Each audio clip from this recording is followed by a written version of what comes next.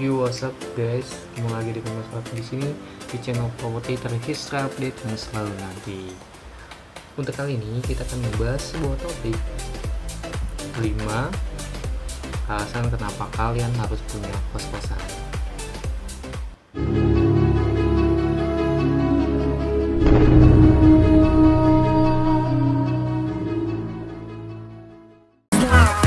Jangan lupa di subscribe ya teman-teman channel Mas Fatih. Thank you.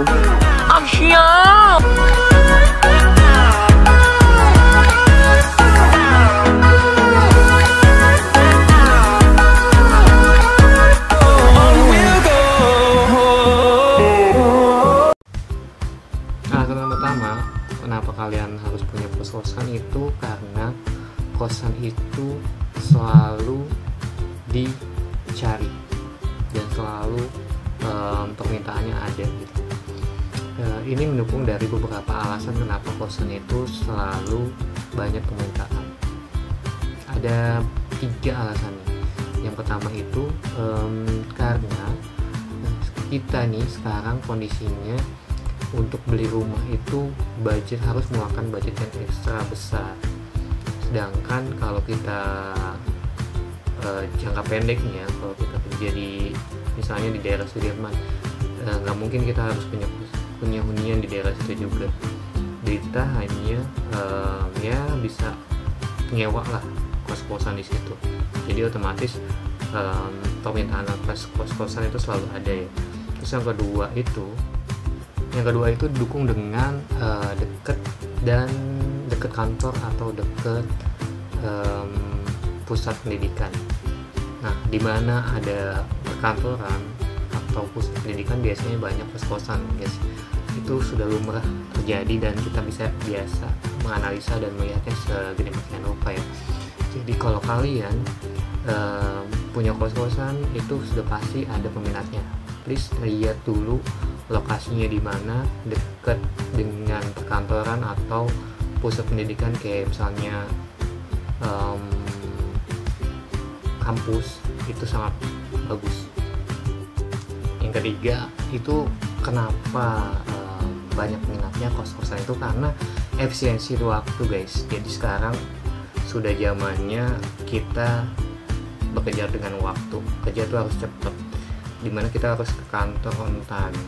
Nah, kondisi yang seperti ini memutuskan untuk kita tinggal atau minimal kita dekatlah ke kantor. Makanya demand dari kosan itu selalu ada. Itu 3 alasan kenapa kosan itu selalu ada peminatnya, dan itu menjadi alasan kenapa kamu harus punya kos-kosan. Yang pertama ya guys, alasan kedua kenapa kamu harus punya kos-kosan adalah kos-kosan itu bikin atau memberikan kamu passive income yang lumayan dan dalam jangka waktu yang panjang. Basically kalau kalian punya kos-kosan dengan lokasi yang bagus dan fasilitas yang memadai, sekarang itu udah gampang banget untuk memasarkannya guys. Jadi ada beberapa situs yang bisa kalian pakai untuk memasarkannya. Ya otomatis kalau sudah penuh dan returnnya, maksudnya perputaran dari keluar masuknya cepet, kalian dapat passive income-nya lumayan. Itu menjadi alasan kedua. Alasan yang ketiga kenapa kamu harus punya kos-kosan, karena selain kamu punya bisnis kos-kosan, kamu bisa bikin bisnis lain di dalam kosan kamu, kayak misalnya laundry atau catering.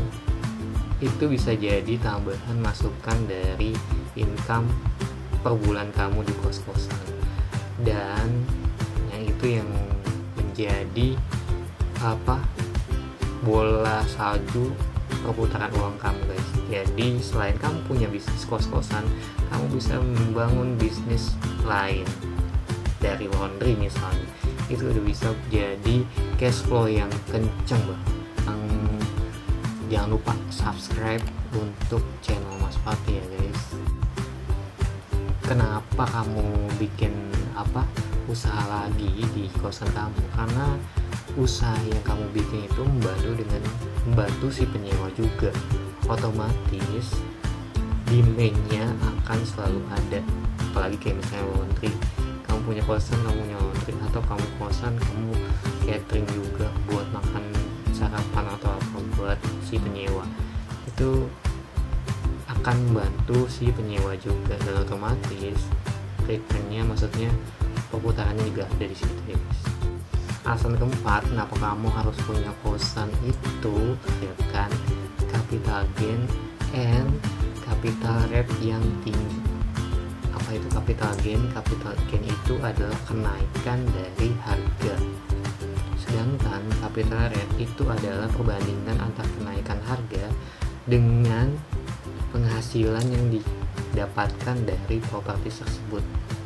Kosan juga menjadi sebuah instrumen investasi yang cocok untuk jangka panjang, karena tadi saya bilang capital gain, nilai jual kembalinya akan menjadi lebih tinggi dibanding tahun-tahun sebelumnya. Nah, untuk capital rate biasanya perbandingan antara rumah biasa, antara kita beli rumah dengan kita beli kosan, capital rate dari rumah itu 3-5%, sedangkan capital rate dari kosan itu 5-7%. Otomatis dengan data itu kalian udah harus tahu seberapa menguntungkan beli rumah atau beli kosan. Alasan terakhir kenapa kalian harus punya kosan atau beli kosan itu karena balik modalnya terbilang cepat guys. Balik modal ini terbilang cepat karena kalian mendapatkan penghasilan double-double dari si kosan ini. Otomatis kalian itu balik modalnya cepat. Semisal kalian tadi sewain harga kosannya misal 1,7 atau 2, kalian sewain di harga 1,5 per kamar, kalian punya 20 kamar, bisa dikaliin aja itu udah berapa, plus nanti kalian bikin usaha laundry, plus lagi nanti kalau kalian bikin usaha catering di situ setiap harinya, berapa keuntungan kalian guys.